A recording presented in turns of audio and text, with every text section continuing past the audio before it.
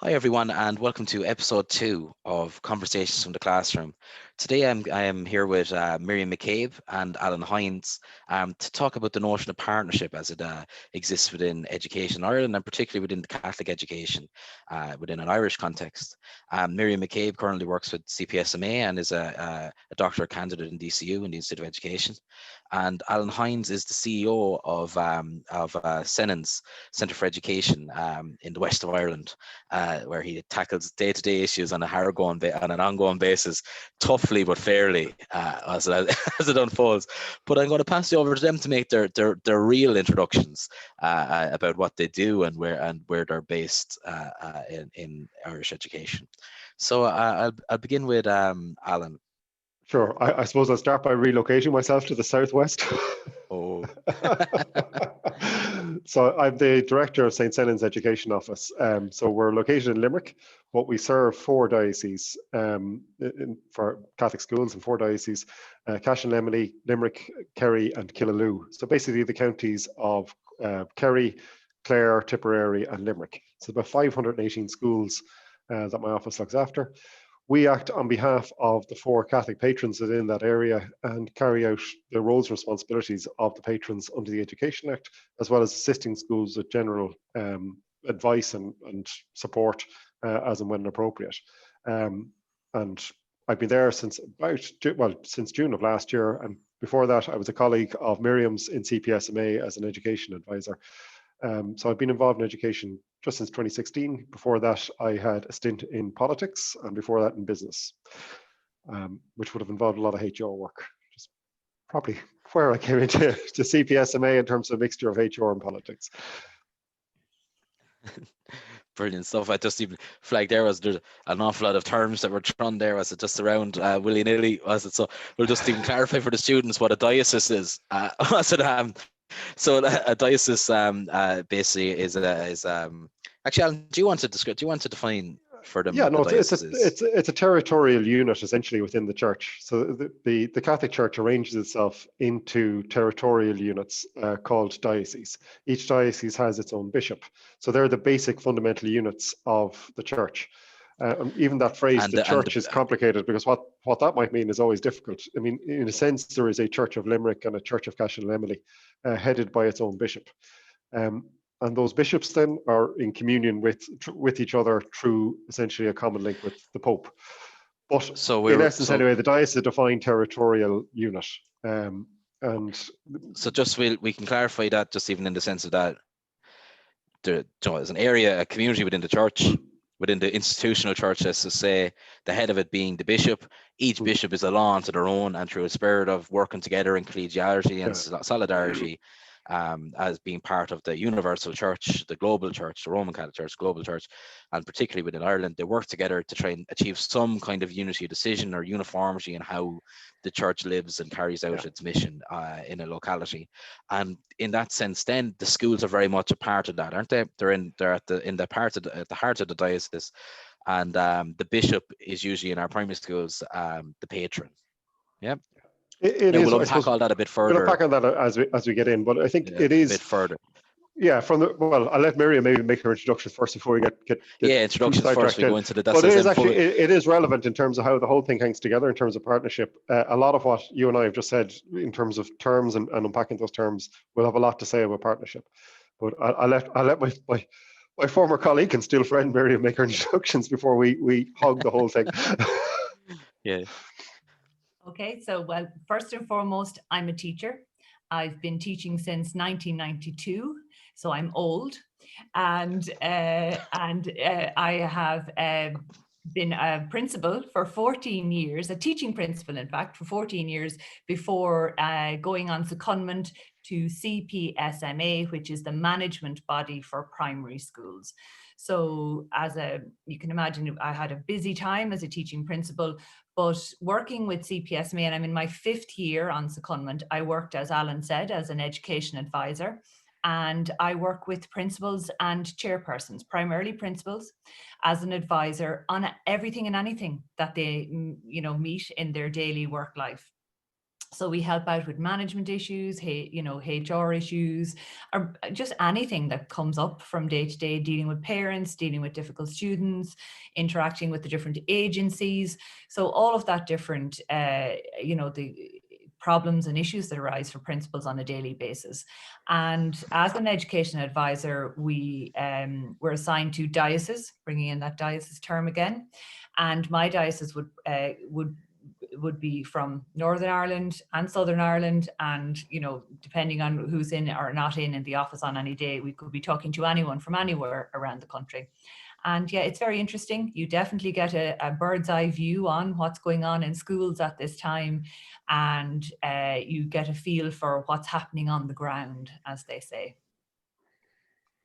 Definitely. Brilliant, that's great. And just a flag there, like, was it because we do even casually when we're speaking, and it's because there's so many Catholic primary schools, we do just kind of say, like, even like CPSMA, because the management body for primary schools, because we have it off the top of our head because there's so many Catholic, but it's specifically the Catholic Primary Schools Managerial Association, isn't it?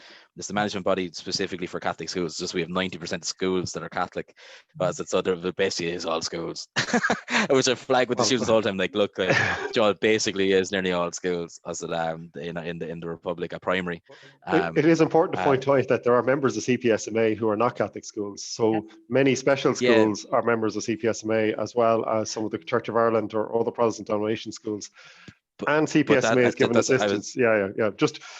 I was just teeing that up though, into the sense that that's actually falls under the notion of partnership and collegiality, is in that the organization itself is established as a Catholic organization, but by virtue of working together and trying to offer some kind of consistency in educational management, that they incorporate and they engage with other school types, let's say.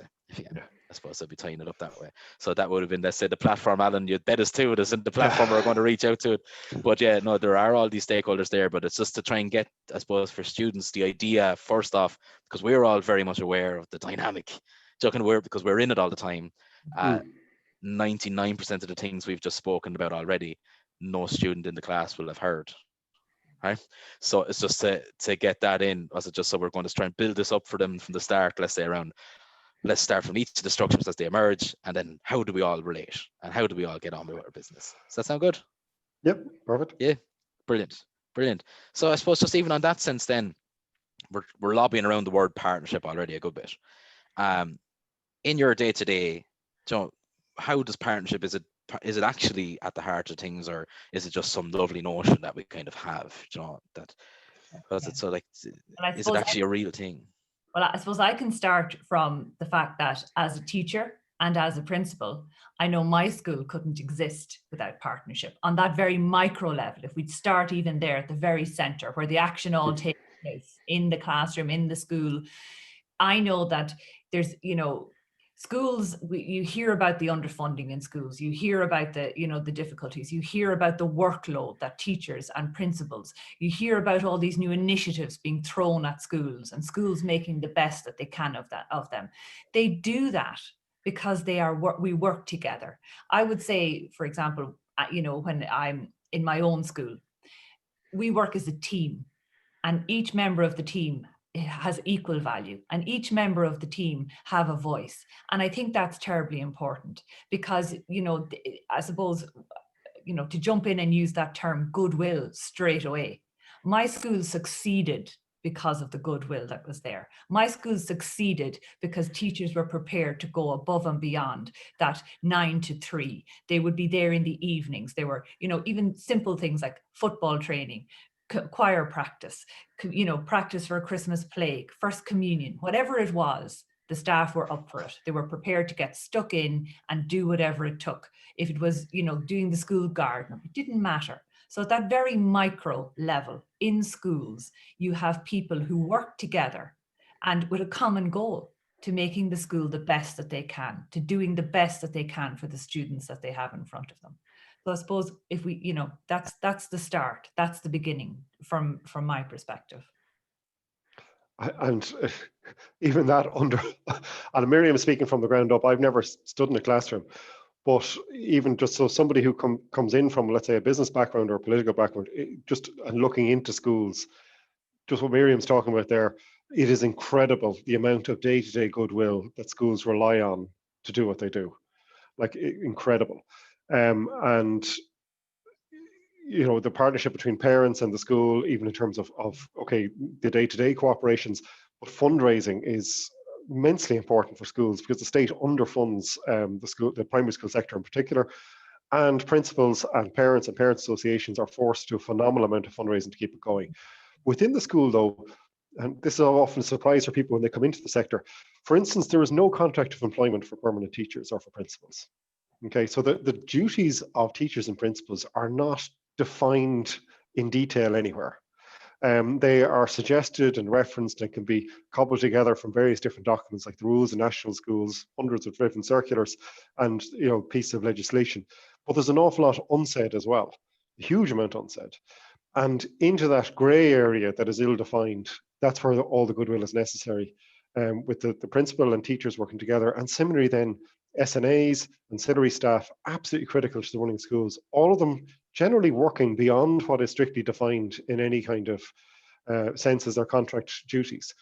And the whole thing hangs together with that enormous amount of goodwill that exists within classrooms and then between the principal and the rest of our teaching and non-teaching staff. And it is when we, yeah. Sorry, Alan, and you mentioned parents. I just recently was back visiting the school, my own school as I refer to it, with somebody a colleague who'd not been there before, and they admired flower tubs outside the door. I said, oh yes, a parent takes them away twice a year, fills them up and puts seasonal flowers in them. He remarked on something as, oh yes, a parent did that or bought that or put up that sign or painted this or painted that. So you see, within a school, there's an awful lot of that happens where people like to give back to the school. They like to come in and they like to help, but it's about it, there's an appreciation on the side of the school that actually happens. And then of course, as a teaching principal, you're delighted with any help you get because it is a very, very onerous task to do on your own. It's impossible to do on your own, in fact, a teaching principal. But then we look to our boards of management. I mean, they're voluntary. I mean, just think about that. They're managing a school and they're voluntary. There are only 2 people on an 8-member, for the most part, an 8-member board of management who are actually employed by the school. All of the other members, including the chairperson, are voluntary. And you would have 2 parents, 2 wider community, and then 2 patrons representatives, all voluntary. I think the figure I used in the lectures was 18,400 or 600 or something, I think, was it, for the number of volunteers working on boards of management in the country. Now that figure could be off. I'll admit, I'll throw my hands up in the air. Alan even a rough calculation of, let's say there's over 3,000 schools, but even taking 3,000 by 8, like you're already at 24,000 volunteers. And that's right, just so I may amend that. So I may amend that in my lecture. So I may get that figure. Yeah. But I suppose could I just, before we go any further, could I just bring it back, just because we've gone up to board of management, just to get, I think, like, Justin, this is just my perspective on the idea of partnership, like, and it's kind of real origin part with me in the school is back to, like, you hit it really well, Miriam, was on the parent part, because it all comes back to the fact of the why schools exist in the first place. Parents constitutionally are the primary educators of their children. Schools exist to assist parents in the education. So immediately from the get-go, the school isn't the leader, even though whatever way that might go on, let's say, Joe, I know, but let's say in practice, and the school is there and the teachers are there to assist those parents in educating their children. So immediately we're off to immediately education from the get-go is a partnership, and even between the child and the parent. So that's a relationship, and there's a partnership happening there. So immediately we have from that get-go, and that's why I think even like you see the flowers and that, parents want to do stuff. So let's say, like, when their kids are getting, parents want to get involved in the education. It's such a bit like your kids are gone such a large part of the day at school, so, and the schools are giving so much to your children. Parents that want to give back as well. And I kind of flagged it in the seminar. You'll see it this week. Was it in seminar material? Students, you'll see it. I kind of talk about divestment, and the problem with divestment a lot of time is the enmeshment of identities in the local school community, is in that the school is so much a part of their lives, and the school is very much that the lines become a little bit blurred and enmeshed around, this is our school, our identity, our school. So when you're on about changing anything to do with that school, people can be very resistant to that change, and I think it comes back from that very principle at the beginning, so that relationship that's there between the school. Sorry, I just said I thought it was important we catch it when we talk about parents. It was really good. I thought we could get it in. It's just like I that's why I kind of stalled when I said my school, because I don't see it as my school. It was just how I was identifying it to a colleague at the time. But it shows a really clear thing though, Miriam, like how much that school is a part of you. Oh, absolutely. Do you know what I mean?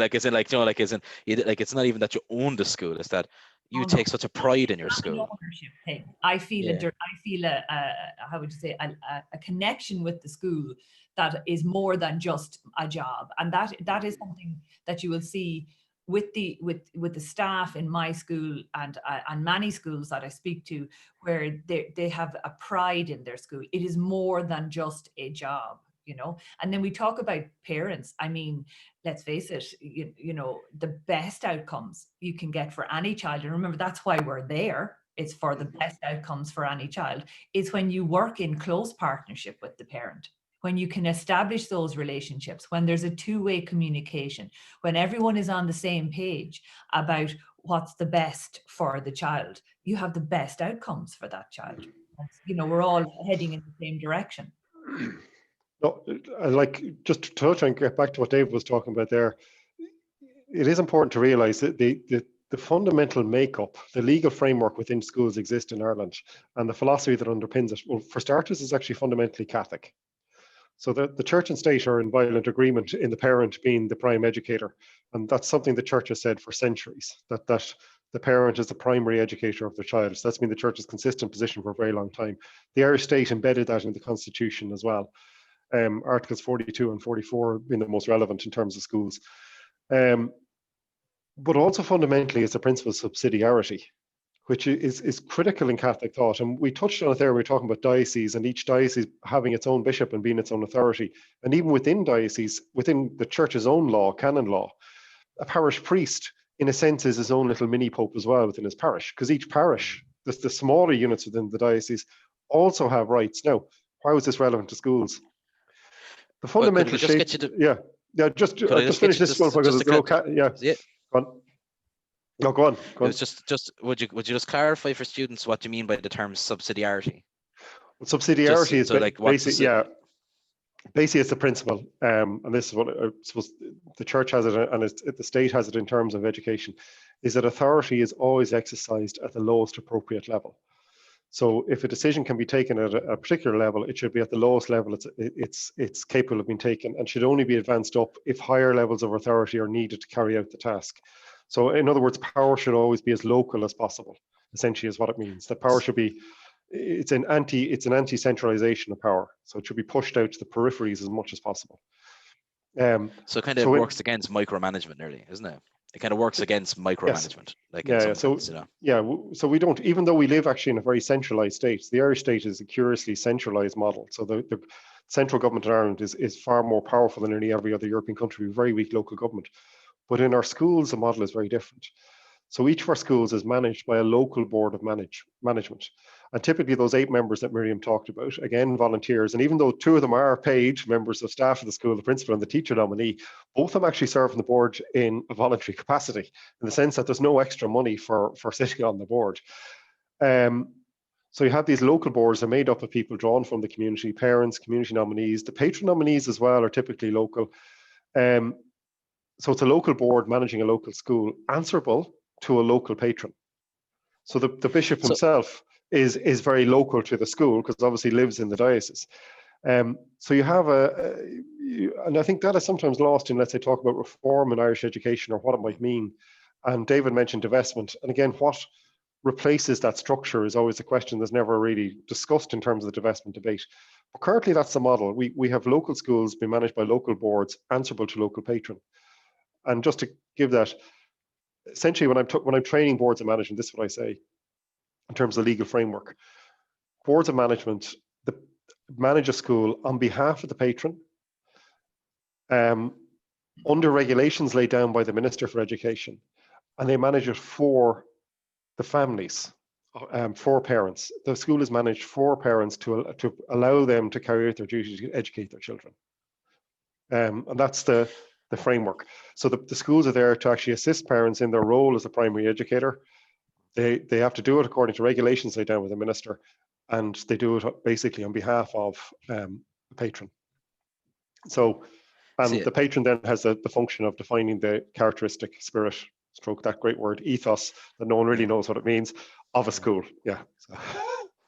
Well, John, but we do know what it means. I suppose, well, people always allege they don't know what it means.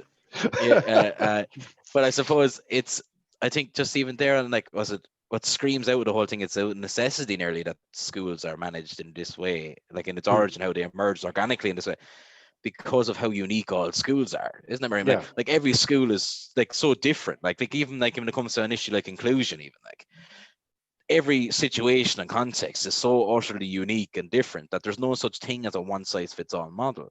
And I think that's what you're even getting at there. And there is a nervousness around divestment to even ATB style, like even models, with the fear of becoming, like, I think the term we often use as a HSE of education, where there's just numerous executives, going through the system, and it's that kind of like, and that's just throwing lobbing it out there to very fun. No, it is, but because casually, schools, but like, I mean, but the schools are, because they're embedded in their communities. You'll have here in the parish I live in, which is Currafin in County Galway. So the schools are fundamentally a part of the football machine of the parish of Currafin, which so the schools are almost embedded in that great parish endeavour, which is to produce All Ireland winning club football, right? So that's almost the entire purpose of the year anyway. Not this year, but anyway, not this year. But it's very part of, so they're embedded in the local area in that sense. If you go down to where David is, Kilkenny, do you know what I mean? The school system is a full part of Kilkenny's quest to produce like the perfect hurler. You know what I mean? Now, I don't know if Miriam in Meath or Cavan. Yes, what, Alan? What about Miriam in Meath or Cavan? But each school is embedded. It still is. It's still embedded in Cavan. Like, I know myself, is there up in Kilmore, wasn't even talking. Like it's still like the big conversation was even that evening was that football training was on at 7 and our meeting was on at half, so that we were having that evening with people from the school. Like, so like it was still part and parcel with that whole big machine. Like, but even just before we move the conversation further again, just to flag now, we're after naming enough, like we're in the general conversation, like, so we're after talking about parents, we're after talking about schools, we're after talking about boards of management, we're after talking about the department, we're after talking about the state, we're after talking about GA. All of these things we haven't even mentioned TUSLA or we mentioned the HSE. We haven't mentioned, we've mentioned CPSMA, we've mentioned St. Senans, we've mentioned. So as we go on, we're constantly like accumulating all of these different bodies as we're talking here now, and all of these are all in relationship with each other. So just even, sorry, Miriam, if you want to continue on from where you were thinking there. Sorry if I didn't make you lose your trail of thought. Not at all. It was just linking on to what Alan actually had said about that whole piece of community and culture, and where a community, where the school is within all of that. I mean, you just have to look at any of the celebrations that occur in a school calendar, and I'm not talking even about the sacramental pieces, which are beautiful and, to be celebrated in themselves. But for example, now, obviously with COVID, it's not happening, but every single year, one of the highlights of Christmas around in our area is where the church, there's standing room only in the church, because our church allows the children, all of the children in the school, to come in, clear off the altar and do a Christmas play. And it isn't your traditional, nativity. It's actually, it could be, something a little bit different, with some music that's quite different and some dancing quite different, but it has a message. But it has become part of the local, no more than the football match or the final, if they're in. This is an annual piece that this year is very much being mourned, because it can't happen this year because of COVID. And it's just somewhere where the children and the parents and the grandparents and the aunts and uncles and older brothers and sisters, everybody comes together to celebrate, to celebrate what they're doing in the school. And it's a beautiful thing to see, really, And like what's beautiful about that example there, Miriam, is that you've kind of hit all the three stools, like the home, school, and parish, for something that isn't just about the sacraments. Mm. Do Exactly. you know what I mean? And like there's a reason why like you find an awful lot of primary schools, like I know even my own primary school, like in Ballycallan, I was like the primary school is directly adjacent to the church, Mhm. where it was built even, right? Right. And like there's like yeah, it's right front and near right beside the church. Like, and I think that I think it's all about, I think, in my own head, like, and especially when you think, is that enmeshment of identities, and like within a community, that schools are like, once we talk about them, like they're this kind of, sometimes we talk about them like these very structured, cold, four wall buildings. There couldn't be anything further from it. It's like it's actually, there's an awful lot of parallels between a very cold reading of schools like that and a cold reading of church. So church, like four walls there, rather than, it's the community Mm. and it's the people with all their Wit- uniqueness and individuality that You, make you a school what it is. witness that on a daily basis, when nowadays, people almost don't have time to meet and talk and interact. Whereas first thing in the morning, you'll see parents standing outside having a chat. They're interacting. Yeah. There's a sense of community outside the gate of the school just as much as it is inside the gate of the school. And it's lovely to see. And just a Yeah. recent example in Limerick, you had a lot of obviously deprived kind of, or areas of high deprivation in Limerick City, but the schools right throughout the lockdown and right throughout the summer break, teachers were in and working with local clubs, so local rugby clubs, local GA clubs, local youth associations, arts groups got involved as well with schools. It was a massive effort to get weekly care packages basically out to families. So these, yes, were food, but also arts and crafts supplies and just other resources, right from like within days of the lockdown occurring in March.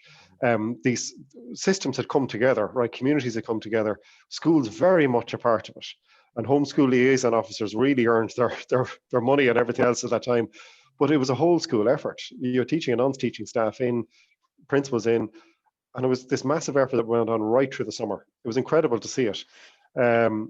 And again, it was a full partnership approach. So in Limerick, obviously, rugby clubs played a big part. Yeah, of Scout course, groups were yeah. there as well. So, but as I said, the arts sector got involved as well, and with a lot of resource being put. So it is interesting seeing how embedded, and I'm glad we started, because sometimes you talk about partnership education, you start with the department, the managing bodies, the trade unions, the statutory authorities like TUSLA. Whereas I'm glad we started actually where we should be starting, which is at the more important level, which is actually with the flesh and blood people on the ground. Well, And that's the communities they're in. we took a Catholic approach, Alan. That's what it Yes. was. We took a Catholic approach to the whole thing, and that's what it is, and that's the point, Yeah. Realistic piece. I mean, you talk about, I would engage with, say, the NCCA as part of my work. I would go to the primary board where they're developing curriculum and they have all this research and all this high thinking and this overarching perspective. Whereas I feel like a broken record. I'm saying, well, what about the practitioner on the ground? Have we engaged? Have we consulted? And there isn't enough of that, because at the end of the day, they can have all this lovely change and this research backing up all of this change. But if the practitioner on the ground can't see any value in it, or can't see any sense in what they're doing, why change it for the sake of changing if ultimately what the practitioner has learned from the people in front of them, the children, that this is what they need, this, my assessment as a professional, that this is what these children need. And, I've engaged with their parents, and I've engaged with maybe some of the outside agencies, HSE, TUSLA, occupational therapists, NEP psychologists, whoever, if you have a child who has particular needs. And, who's to say that teacher doesn't know exactly what they're talking about? Yeah, and you see, that's the thing, right? We have to be careful that we don't get lost in the realm of thought experiments. Yeah. And in the sense of, like, I always say to the students up there as well, like up in DCU, like, that we tend to deal a lot in this space, in the university space, when we're teaching teachers, with the perfect realities. So even the perfect wrong situation. Do you know what I mean? Like, if you get me, like, even when something's wrong, it's still the perfect wrong situation that we try to work out, rather than some things are just, they're living thing, like they're living communities, because things are going to happen that can't be planned for. Absolutely. But the perspective of the teacher on the ground is so utterly important to the development of policy, the development of curricula, and the development of teaching practice. And like, even now, just even flag it, even the idea of school placement. Like what we do with the students are going to, like, the sheer amount of goodwill, like schools don't have to take No. students. Like even that's so like just so you know, like, students, like when you go out in school placement, the school doesn't have to have you there. There's no legal And basis, or they're not obliged to have you there. what They I have you there to sometimes difficulty there with parents mm, who don't like the idea, and the school are Mm. championing the kind of student, and this is necessary and for mm, future teachers, etc., etc. But it's not always an easy piece for the school to manage. Mm. mm. Yeah, and that's the thing. And see, but again, we're all like a phrase that we don't hear a lot, in anymore, really, which we should, is the idea of the common good. Mm. And that's that contribution to school, to the common good. And like what we supposed we supposed just not to get too highfalutin, but like we need to remember that even like when it comes to European philosophy, let's say, and even like our understanding of the relationship, or ethos, I suppose, of Europe is very, very much embedded and has an awful lot indebted to Catholicism and Christianity. And even within that space, an awful lot of the way in which we go about our business, like an Elvis flag, even like Christianity is so embedded within Ireland that even like when we say Diagwit, we're saying God be with you. So Yeah. Mm. Dia Smurgwit, God and Mary with you. So these things just are embedded in our culture and embedded in part of our very being. So the way in which we can often have our school structures, our state structures, implicitly have a very strong, and it's kind of I suppose the only example I could give is like the Palmer example. You teach who you are, but like we Mm. build what we are, in a way, as a people as well. So like we can, and that's back against that idea, we only make things as people, as human beings we make, we don't create. That kind of idea of, because we always make from something, we're always making something from already exists. And that can be very much our making from our perspectives, our identities, as well as thoughts and ideas and everything. But I think when we come into the school, it's a wonderful marriage and a wonderful, I suppose, manifestation of all those partnership relationships. And like when we talk about the effective running of a school, or effective, we're all back to those key tenements of all relationships, like good communication, flexibility, empathy.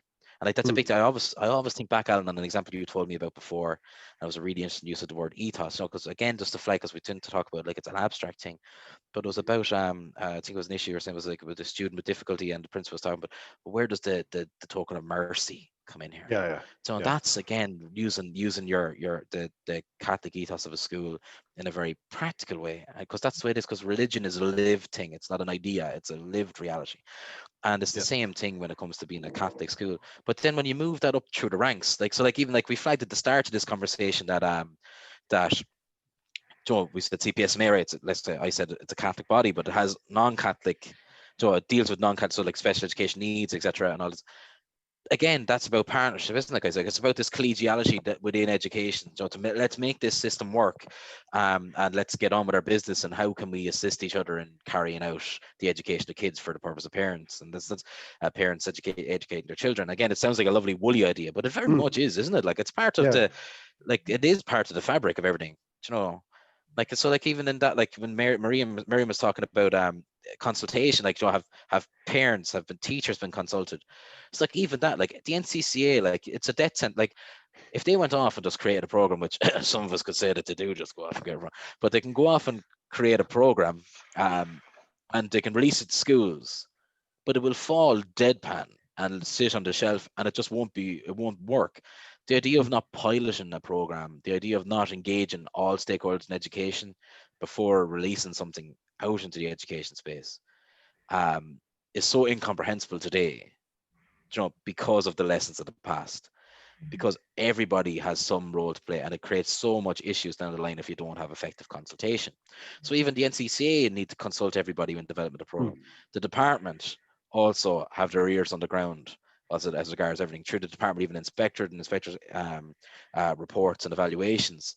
But there is that unique space as well, even between ethos, let's say, isn't there? Like and the department, even like, listen, the department kind of leave that space to the patron, Mm. and they're left to look at, they're giving them the responsibility of looking after that aspect of the school. And there's that respect, let's say, that happens in that space there as well.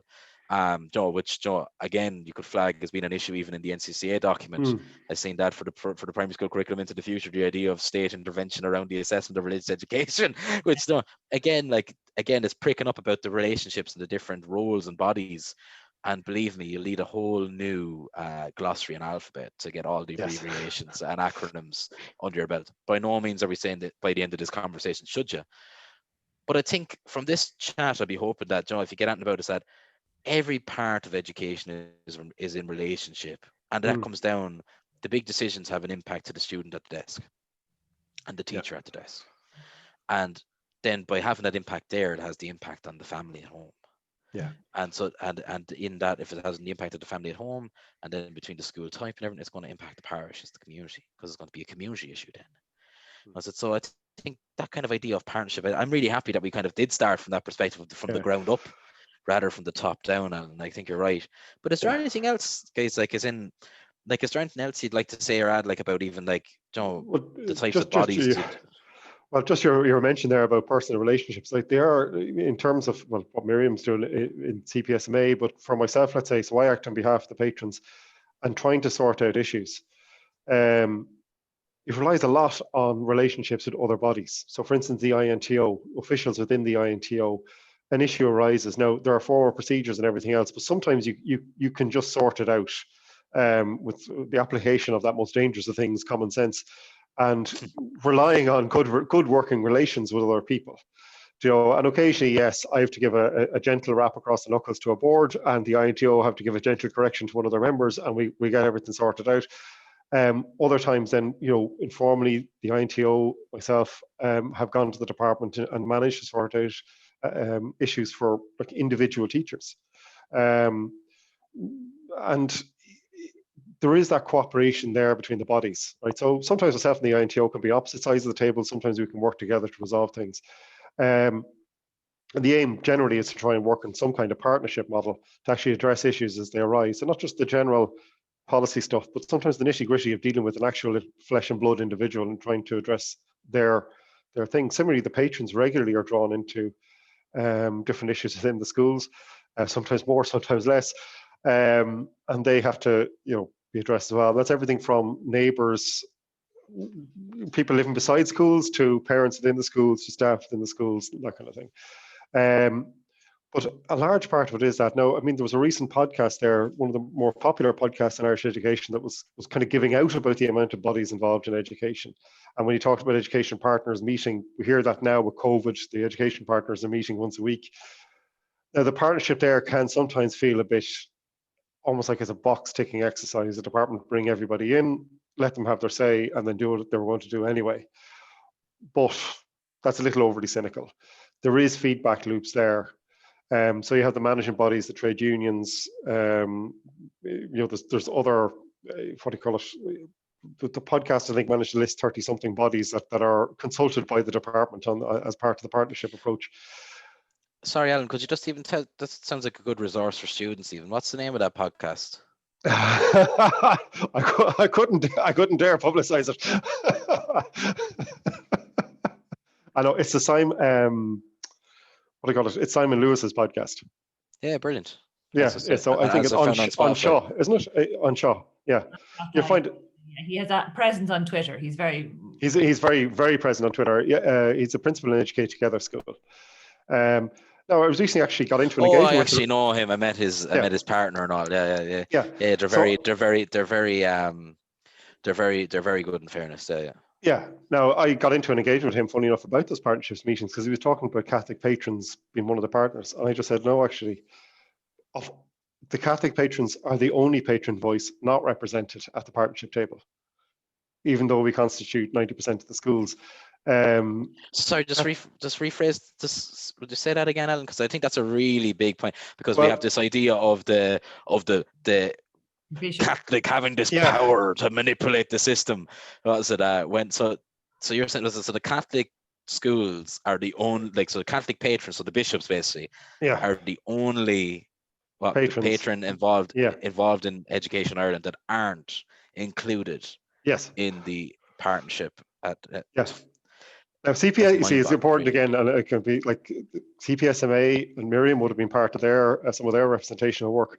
They represent the boards of management of the schools and the management function, let's say, within the schools. They don't represent the patron voice. That's something different. That's something different. Now, other patron bodies, so Educate Together is both a patron body and a managing body. And similarly, similarly for the Church of Ireland, their patron body and their management body are one and the same thing. The Catholic one, we don't have a single patron body, so there's no one to ring. Like, there's 24 different Catholic patrons operating within the state. But And that's, it is interesting that voice is. That's just the flag for everyone. There's 26, but 24 within the Republic and 2 are within the North. That's just the flag that just totally, but yeah, we're not actually represented there. But those partnership talks are there. Now, in one sense, you could say, and Simon's view, and there is some legitimate to it, is it's too big. You need to narrow it down, make the number smaller. But as we've had in this conversation, education is very complex. There's a huge abundance of different stakeholders there, huge bunches of different interests in a sense, all of them legitimate: parents' interest, pupils' interest, teachers through their trade union, the management bodies, those involved in child protection in terms of TUSA, the NCCA, NCSE, right? All these lovely acronyms, as David said, where we're rich in them in education. They all have perspectives. The thing is, what are you arguing for when you're arguing for simplification? Generally, it's to give more and more weight to ultimately the department. You know what I mean? Like, if you're simplifying all these things, in many ways, you're saying give more and more weight to fewer. Yes. So like you're actually working. It's actually working against that subsidiarity principle, even. Yeah. So because you're actually on about transferring more and more authority and that to fewer voices. What we do, you're picking up there on like by actually amalgamating and trying to bring all these voices together. You have to be careful not to lose out on the uniqueness and subtleties, and that was an issue that was actually had come out for even the establishment of lay Catholic patron bodies for post-primary, because you had all these amalgamations of different school types, and like, for be it the Sisters of Charity, Sister of Mercy, Loretta Sister, Presentation Sisters, they're all with their very own unique charism and vision and spirit, that now had to try and come together to work under the Kesht. Yeah. So how do you have this marriage of vision? And the same way there, how do you manage this marriage of interests? I think, and which is interesting, just to flag, because we're after going on a little bit, just to reiterate again, that when we talk about all these plethora of interests, the Catholic interest isn't actually represented at that table. How funny, yeah. No, not the patron side anyway, certainly, yeah. Yeah, but just to pick up, because the man. Yeah. No, Miriam made a very important point, though. Let's say, just to pick one body, the NCCA. The danger is that when you have then these national voices that come together with the department, each of those national voices need to be embedded in some kind of feedback, or they need to be getting feedback from the ground. And it's probably more worthwhile to look at how are they actually getting that feedback? How live is it?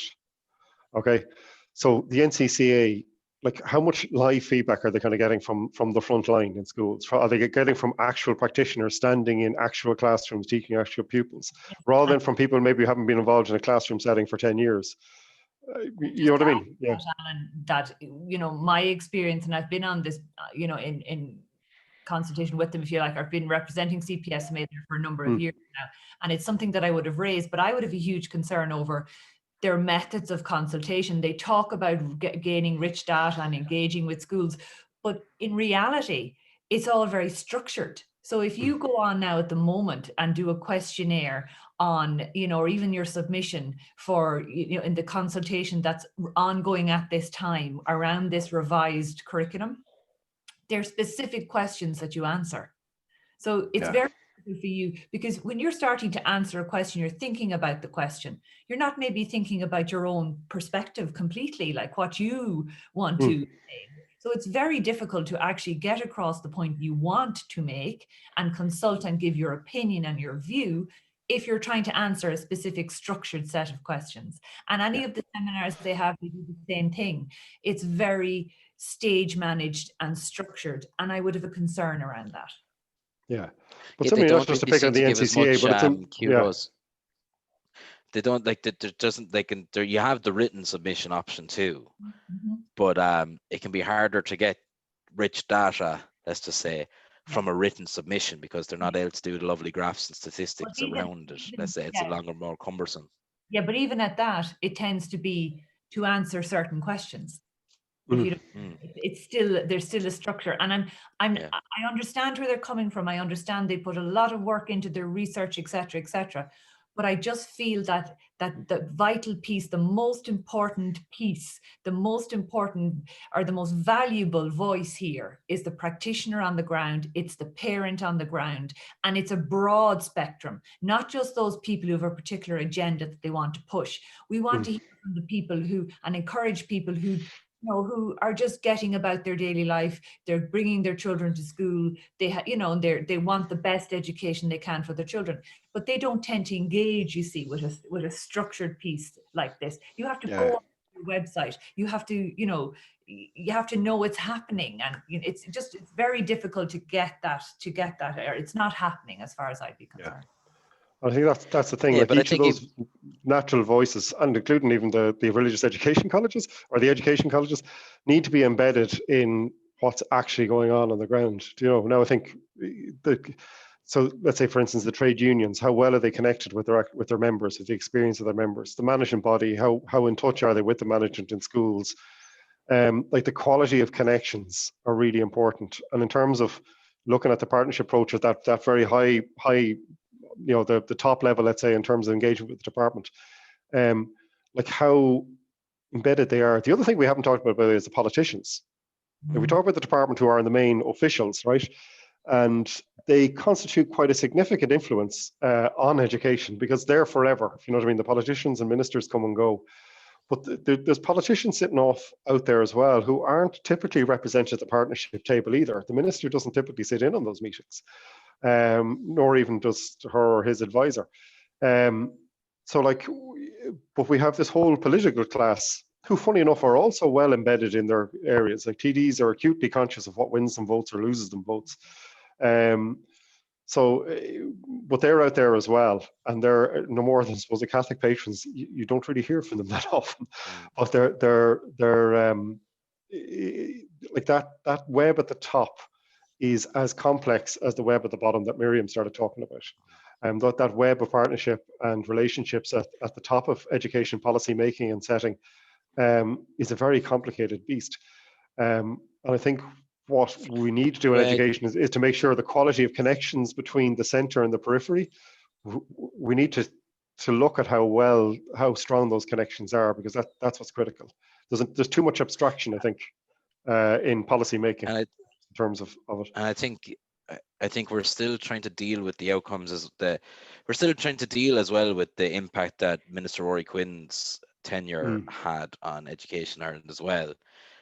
In the sense that kind of everything got thrown up into the air and is still landing. So I often describe it like as if the education system in Ireland is like someone who had a midlife crisis now, and kind of is after coming out the other side of it, and it's kind of going, God, I have to try and put the piece of my life back together now, Yeah. And it's that kind of thing there. But I think the reason why the education system that is so complex, because it is about all the relationships, and that there is that butterfly effect throughout the system, be it from the ground up or from the top down.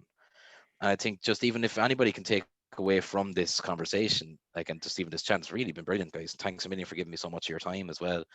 This is just conversations and information that students are really privileged to get at this stage of their teaching careers. Is that if you go in there as a teacher into a school thinking that I am the authority, forget about it. Yeah, if it's not going, it's. Yeah, I was just thinking if I could give a kind of a words of wisdom, and I'm not saying I'm wise, I'm battered and bruised from but what I would say is it is all about relationships. Okay, it's everything they do, but they have to be open to those relationships. And you're in college and you're learning how to plan and deliver a lesson and teach, but ultimately it's about the relationship you have with your pupils, with your fellow staff, with your parents. You're not going to be skilled at those relationships day one. You have to allow yourself time to develop the skills to be able to engage in those relationships and get the most out of them. So give yourself that space. Allow yourself, be open to those relationships. Just because a parent is coming in giving out, don't take it personally.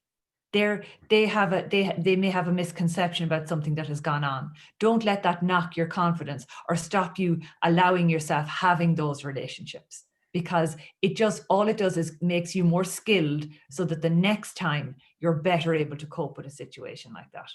So, you know, be open to those. Give yourself time to develop those skills. That's brilliant. That they are definitely the best words of advice I've heard anyway, as in to go, because it's like, and I think it's just about realizing that you're stepping into like it's like a third wheel. Like, so in some ways, like the student coming into school on placement's like a third wheel coming along with, like, with someone on a date. So, and they're trying to hop in, and they're kind of the school already has its own thing going on. It's just getting on with life, and things are going on swell. And then suddenly, hi, I'm over here. I was like, can I come in on this? I was like, no. So, and they're thrown into the mix, and then they're kind of dumped fairly quick. So they're like, I don't like this whole. So you're annoying me. Go home. I'm happier with just the two of us. That's the kind of situation. Because on, come back when you're more equipped. So, and I suppose you're stepping out into a world of ongoing relationships. So you have to figure out where, how those relationships work with you, and what's the ebb and flow going along.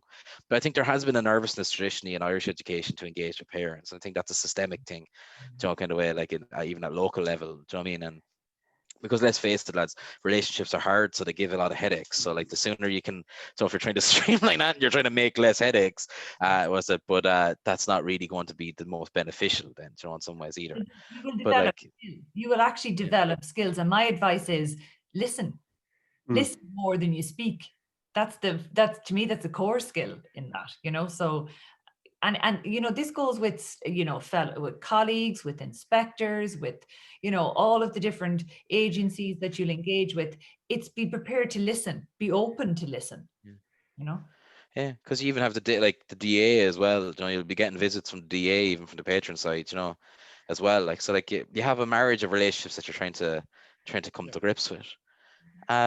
I'm just conscious that we've covered an awful lot in this conversation. So, I think I'd love to have you back another time to talk maybe about another topic, which would be brilliant. And so, just because that's your wellsprings of information, I've really enjoyed this conversation, and I hope the students really enjoy it too. So, I think just on that point, I think just to remain open, listen, is a really, really good point, I think, for us to even end this conversation on really, we're saying partnership, but we're talking relationship. And I think about what is a good relationship, and two sides to that story, and it's very complicated within the education space. So thanks very much, Miriam and Alan, for joining me today. No. Thanks very much.